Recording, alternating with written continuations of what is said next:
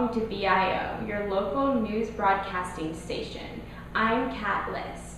Today I'm very pleased to report that we have a special treat for you.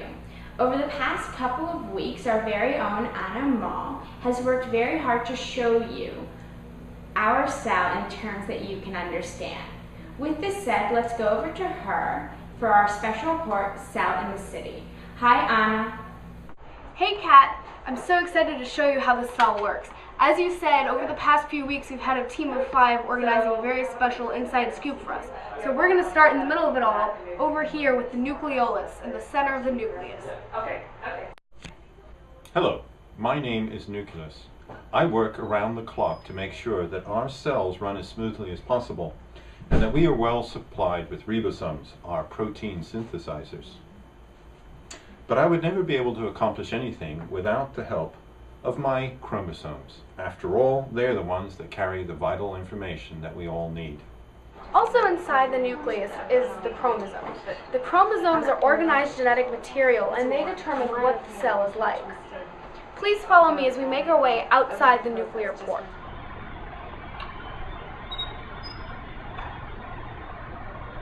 So, as you can see, the nucleus is separated from the rest of the organelles in the cell by the nuclear membrane right here.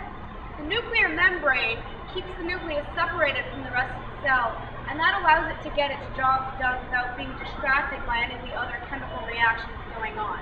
But it does have some nuclear pores so that it can have communication with the outside. So, now where are we? Right now, we're standing in the cytoplasm.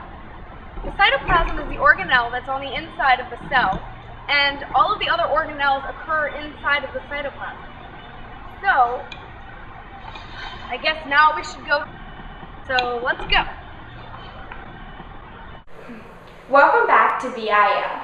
I'm Kat Liss. Let's go straight to our special report, Cell in the City, with Anna Mall. Thanks, Kat. When we left off, we've just walked through the very important nucleus. But not to worry, every part of the cell is vital, so let's continue on with our tour. Our centrioles assemble microtubules. They give structure to the cell and allow movement. Without them, our cell would not function properly. Now we are showing you images of the vacuole. So this is a very important organelle to our cell because it allows the cell to have a higher surface area by taking up volume. It stores potential food as well as other things such as potential waste. And as you can see when you look around, we have a lot of storage area in this organelle. Okay, so now we're over at the endoplasmic reticulum. This organelle allows us to send information and things to other parts of the cell so that they can get to the right place at the right time. While we're here, let me show you what we have on the rough endoplasmic reticulum. We have some ribosomes over here. We are going to take a short break and then we'll be continuing on with the show. Welcome back to BIO. I'm Kat Liss. Today we're learning about the cell in this report, all the way from comb straight. Let's go back to Anna Mall. Thanks, Kat. As you may have guessed, now we're in the middle of the mitochondria. This organelle prepares the energy called ATP that allows all of the other organelles in the cell to carry out their daily functions. So it's very important that the mitochondria are constantly making this energy because without it, the cell can't perform anything. It can't even do active transport at the gate, and if a cell can't maintain active transport, bad things will diffuse in or out of the cell, and the cell just won't be able to survive. Here we are in the middle of the Golgi apparatus. This organelle is responsible for packaging, distributing, and organizing materials that have been synthesized in the cell. So here we can see that they're hard at work, so we have to keep quiet. Look at, they've got all that information that they've got to process on their desks. And actually, over here we actually have a lysosome breaking down the information. It's also working, so let's give them some quiet time. Come on.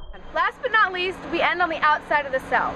The cell, also known as the plasma membrane, is a selective membrane that only lets certain things through. For example, even though there are more cars and people on the outside of our cell WIS than there are inside, only WIS members and WIS cars can pass through this gate and enter our cell. This is called active transport, and all of the active transport occurs on the cell membrane. The cell membrane protects the cell and keeps what needs to be inside of it, and keeps what needs to be outside. Back to you, Kat. Thanks, Anna. That was a wonderful special report on the cell. Join us next week as we do our in-depth journey in the circulatory system. Thanks again for watching BIO. I'm Kat Liss.